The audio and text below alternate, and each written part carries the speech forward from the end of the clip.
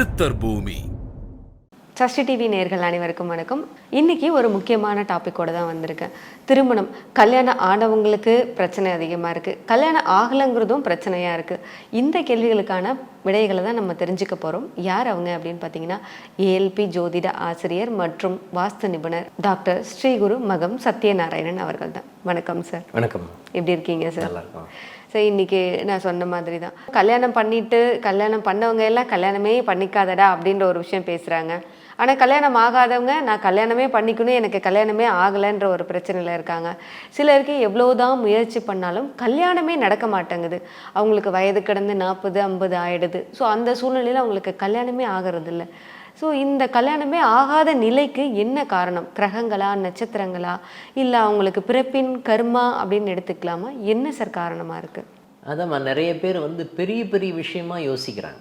ஆக்சுவலாக ஒரு கோயிலுக்கு போனால் திருமணம் நடக்குமா, இந்த கோயிலுக்கு போனால் திருமணம் நடக்கும், அந்த கோயிலுக்கு போனால் திருமணம். ப்ராப்ளம் எங்கே இருக்கோ அதை கரெக்டாக பாயிண்ட் அவுட் பண்ணி இந்த விஷயம்தான் பிரச்சனை அப்படின்னு சொல்லப்படுகின்ற நிகழ்வு அங்கே இல்லை. நிறைய பேர் என்ன பண்ணுறாங்க, ப்ராப்ளம் வெளியில் இருக்குதுன்னு நினச்சிக்கிறாங்க. சில ஜாதகத்தில் பார்த்திங்கன்னா, சில ஜாதகங்கள் பார்க்குறாங்க திருமணமே நடக்கலை, அது ஓகே. ஆனால் சில ஜாதகத்தில் பார்த்திங்கன்னா திருமணங்கள் ஜாதகராலேயே தடுக்கப்படுகிறது அப்படின்ற ஒரு நிகழ்வு இருக்குது. இதெல்லாமே மாற்ற முடியுமா அப்படின்னா மாற்ற முடியும்.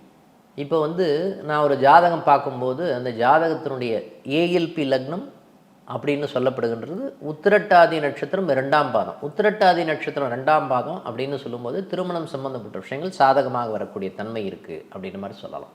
இந்த லக்னாதிபதி குரு பகவானும் சனி பகவானும் எங்கே இருக்குன்னா 2ஆம் பாவத்தில் இருக்காங்க. 2ஆம் பாவம்னா பொருள் சம்பந்தப்பட்ட விஷயங்கள், வருமானம் சம்பந்தப்பட்ட விஷயத்தில் இருக்காங்க. அப்போ ஜாதகருடைய எண்ணங்கள், சிந்தனைகள் ஏன்னா 10ஆம் இடத்துக்குரியவன் குரு பகவான் அப்படின்னு சொல்லும்போது அவர் 2ஆம் இடத்துல இருக்கார். அப்போ ஜாதகருடைய எண்ணங்கள் என்னவா இருக்கும்?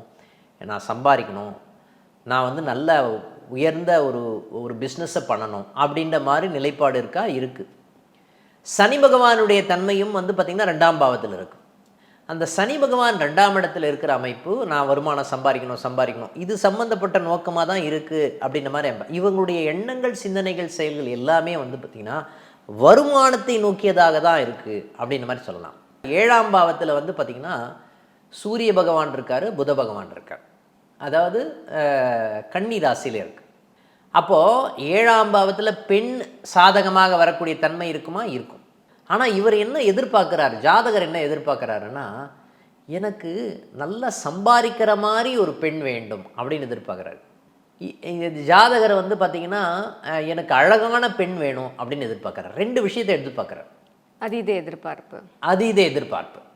எப்படி இதை சொல்கிறோம் அப்படின்னு பார்த்திங்கன்னா, இந்த குருவும் சனியும் 7ஆம் பார்வையாக துலா ராசியை பார்வை செய்கிறது. துலா ராசி அப்படின்ற அமைப்பு பார்த்திங்கன்னா கன்னி ராசிக்கு பக்கத்தில் இருக்கக்கூடிய அந்த பெண்ணினுடைய முகம் அப்படின்ற ஒரு விஷயத்தை காமிக்குது, பெண்ணுடைய வருமானம் அப்படின்ற விஷயத்தை காமிக்குது.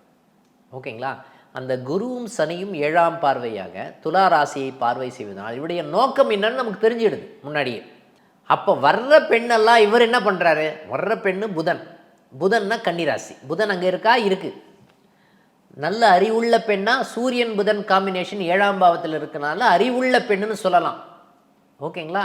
அப்போ நிபுண யோகம்னு சொன்னோம்மா, சூரியன் புதன் காம்பினேஷன் அங்கே 7ஆம் பாவத்தில் இருக்குது. நிபுண யோகம், நல்ல அறிவுள்ள பெண்ணாக வருவதற்குண்டான தன்மை இருக்கா? இருக்குது அப்படின்ற மாதிரி நிகழ்வு இருக்குது. ஆனால் அறிவுக்கும் அழகுக்கும் கான்ட்ராஸ்டாக தான் இருக்கும் எப்போவுமே. ஏன்னா அந்த ராசியில் தான் சுக்கிரன் நீச்சமாகக்கூடிய தன்மை இருக்குது அப்படின்னு சொல்லலாம். இப்போ ப்ராப்ளம் கிரகத்துக்கிட்ட இருக்கா, ஜாதகர்கிட்ட இருக்கா அப்படின்னு பார்த்தீங்கன்னா ஜாதகர்கிட்ட தான் பிரச்சனை இருக்குது அப்படின்ற மாதிரி நிகழ்வு வருதா? இதுக்கு நான் திருமணஞ்சேரி போயிட்டு வரேன், நான் எனக்கு திருமணம் செட் ஆகுமா அப்படின்னு ஒரு தாய் தந்தையர் கேட்டாங்க அப்படின்னு சொன்னால் நம்ம என்ன பதில் என்னவாக இருக்கும்?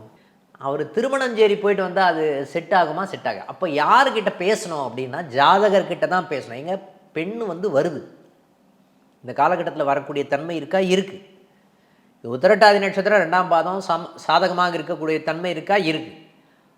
வந்தால் கூட ஜாதகர் என்ன பண்ணுவாருன்னா இவங்களே என்ன பண்ணுவாங்க, அவாய்ட் பண்ணுவாங்க அப்படின்ற ஒரு தன்மை இருக்கா? இருக்குது அப்படின்னு சொல்லலாம். எனக்கு தண்ணி தாகம் எடுக்குது அப்படின்னா இந்த டேப்லெட் சாப்பிட்லாமா அப்படின்னு சொல்கிற மாதிரி இருக்குது இந்த கேள்வி. ஓகேங்களா? ப்ராப்ளம் வந்து இங்கே வச்சுக்கிட்டு இவர்கிட்ட வச்சுக்கிட்டு இவர் என்ன எதிர்பார்க்குறாரு அப்படின்னு பார்த்தீங்கன்னா, எங்கேயோ ஒரு கோயிலில் பரிகாரம் வந்து எதிர்பார்க்குறாரு. ஓகேங்களா? அப்போ யார்கிட்ட பேசணும் அப்படின்னா, இந்த ஜாதகர்கிட்ட பேசி நம்ம என்ன பண்ணணும்னு பார்த்தீங்கன்னா, பெண் வருது, நீங்கள் அந்த வரக்கூடிய பெண்ணை எதிர்பார்ப்பு இல்லாமல் திருமணம் செய்து கொள்ளுங்கள் அப்படின்னு சொல்லப்படுகின்ற நிகழ்வு இங்கே இருக்கா? இருக்குது அப்படின்ற மாதிரி சொல்லலாம். ஓகேங்களா? இவரை மாற்றினாலேயே திருமணம் நடக்கும். நம்ம எந்த கோயிலுக்கும் போக வேண்டிய அவசியம் கிடையாது. கோயிலுக்கு போகக்கூடிய ஜாதகம்லாம் வேற. ஒரு மனமாற்றம் எங்கே இருக்குது அப்படின்னா, இவர்கிட்ட பேசி தான், இவரை கவுன்சில் பண்ணி தான் மனமாற்றத்தை ஏற்படுத்தக்கூடிய தன்மை இருக்குமானா இருக்கும்னு சொல்லலாம். இப்போ கணவன் மனைவிக்கு இப்போ கல்யாணம் ஆகாதவங்களுக்கு இப்படி ஒரு விஷயங்கள் இருக்குது. கல்யாணம் ஆகி பிரச்சனைகளை சந்திக்கிறாங்க. கல்யாணம் ஆகிட்டு அங்கே போகும்போதோ அவ்வளோ வரதட்சணை எல்லாம் கொடுத்து போகும்போதும் இன்னைக்கு வந்து பெண்கள் வந்து பயங்கரமாக சித்திரவதைக்கு ஆளாகி தற்கொலை பண்ணிக்கிறாங்க. இந்த மாதிரியான சூழ்நிலையும் இப்போ நடந்துகிட்டு இருக்கு. இப்போ அவங்களும் பொருத்தம் பார்த்துருப்பாங்க, அதை மீறியும் இவ்வளோ ப்ராப்ளம் நடக்குது. அதுவும் கல்யாணம் ஆகி ரொம்ப நாளெல்லாம் இல்லை, வருஷங்களே இல்லை, ஒரு சில மாதங்கள், ஒரு 50 நாள் 30 நாள், ஒரு 3 மாதம் இப்படிங்கிற நிலைமையில தான் இது நடக்குது. இந்த பிரிவுகள் ஏன் ஏற்படுது? இந்த மன உளைச்சல்கள் எதனால சார் இது நடக்குது? ஒன்றும் இல்லைம்மா, சிம்பிள்மா. ஒரு ஜாதகருக்கும் இந்த ஜாதகருக்கும் பொருத்தம் சாதகமாக வருகிறதா அப்படின்னு 10 பொருத்தம் வந்து சாதாரணமாக எல்லாமே பார்ப்பாங்க. எல்லாருமே யார் வேணாலும் பார்க்கலாம், 10 பொருத்தம் ஈஸி. ஆனால் ஜாதக கட்ட பொருத்தம் அப்படின்ற ஒரு நிகழ்வு நிறைய பேருக்கு வந்து கண்ணை மறைக்கக்கூடிய தன்மை இருக்கா? இருக்குது.